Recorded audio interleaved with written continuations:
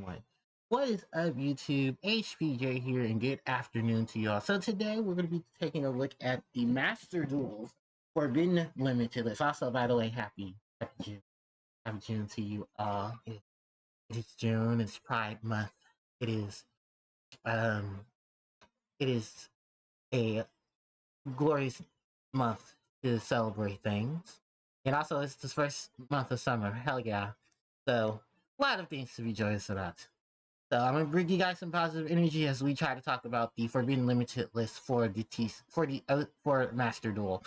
Fun fact: prior to this video being recorded, Master Duel made an update on some newer cards being added to the Forbidden Limited list because kind of similar to where the Tier Element situation was going on, where here's Tier Element coming out in Master Duel. By the way, a couple of cards are going to get hit.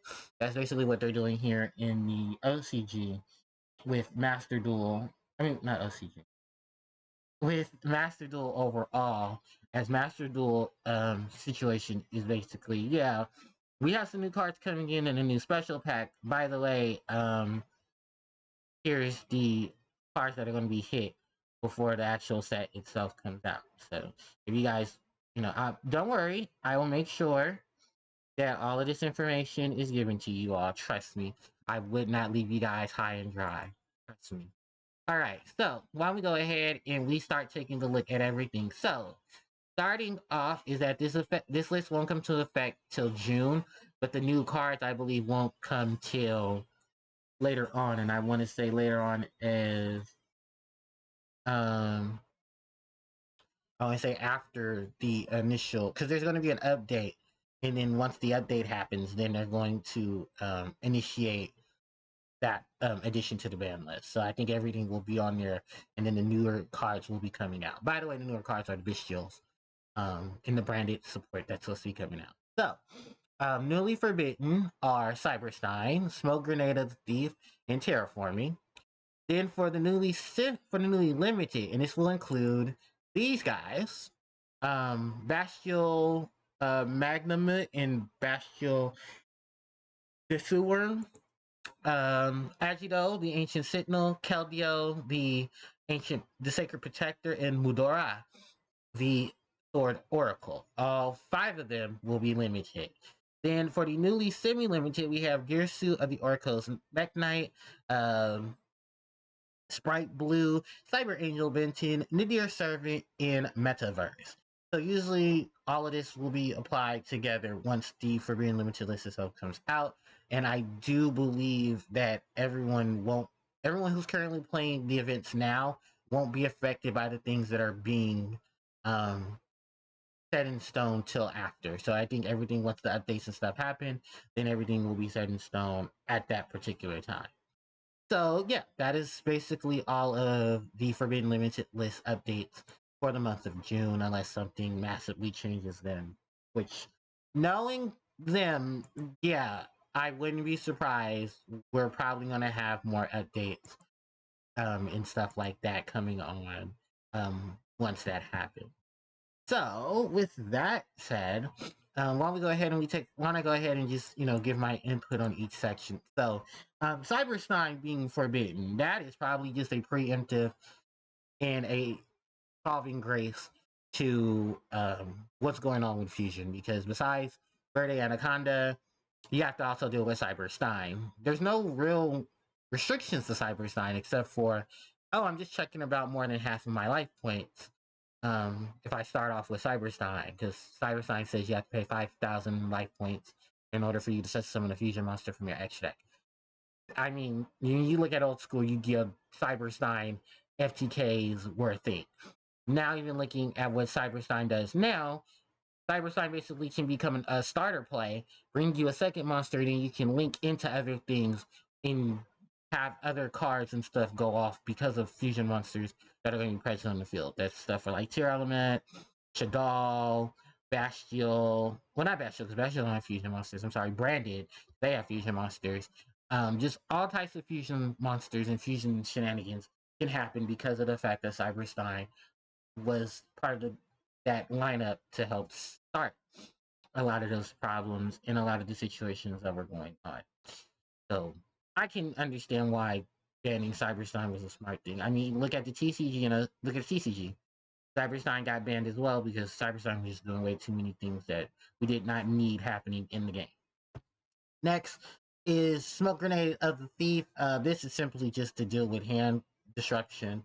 You know, Konami, both TCG and OCG, does not like hand destruction cards.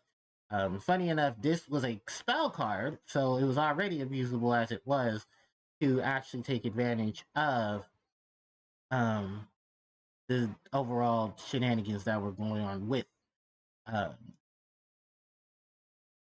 with I think there was like OTK decks with this, if I'm not mistaken. Somebody told me there were OTK decks going on. Smoke Grenade. And I think they had to do with a lot of the Noble Knight stuff that's in Master Duel. Because they didn't hit this card till now, and I think the Noble Knight stuff had just came to Master Duel at that point. So yeah, there's a lot of hand destruction being done there. Because Noble Knights is probably one deck I know that definitely could do it. There might have been something with Power Tool Dragon, because I heard that was the thing too. Power Tool used to just go for these, because Power Tool's effect goes for any equipped spell, and because it is an equipped spell, that's what you did with it. You probably blew it up with some card effects so that you could trigger disrupting your opponent's hand, and then Power Tool found a way to bring the cards back. Terraforming. This is a card that I have worries about it in terms of what terraforming initially does. Because initially terraforming was there for decks who had a field spell, but they didn't have a way to search for their field spell. As Yu-Gi-Oh! Itself progressed, terraforming became way too abusable. And for those who are asking, well, how is terraforming abusable? I've never heard terraforming being abusable. Well, here's the thing. At the time, terraforming wasn't as much of a threat, was because field spells at the time weren't as threatening as they are now, because that was the reason terraforming had to be hit. Initially was because there were just too many field spells coming into the game with too many archetypes taking advantage of those field spells. And because terraforming was a rapid succession into the field spell, that's one reason there why terraforming has to ban. The second reason is because terraforming can stack abilities on top of stuff. Now, what are you saying about that? Well, there's a deck called Sky Striker. That Sky Striker doesn't need terraforming initially to search for a field spell, but it uses it because why? There's an amount of spell cards in your graveyard, your monsters are going to trigger their effects. You also look at decks that use stuff like Royal Magical Library, because they can search for the field spell Citadel of Endymion. Speaking of spell counters, the Endymion archetype that are pendulum monsters and take advantage of whenever spells are used, they gain a counter for that. So you look at Endymion's builds, you look at pendulum-based Endymion builds, and stuff like that. So when you do look at terraforming now, you kind of put it in the same sense as reinforcement of the army. The only thing about reinforcement of the army is reinforcement of the army only gets monsters that are level 4 or lower that are warrior.